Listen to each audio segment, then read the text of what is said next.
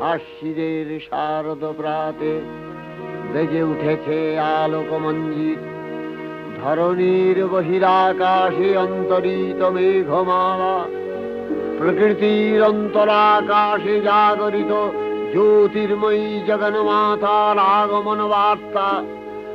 আনন্দময়ী মহামায়ার পদধ্বনি অসীম ছন্দে বেজে উঠে রূপলোক ও রসলোকে আনে নবভাব মাধুরীর সঞ্জীবন। তাই আনন্দিতা শ্যামলী মাতৃকার চিন্ময়ীকে মৃন্ময়ীতে আবাহন।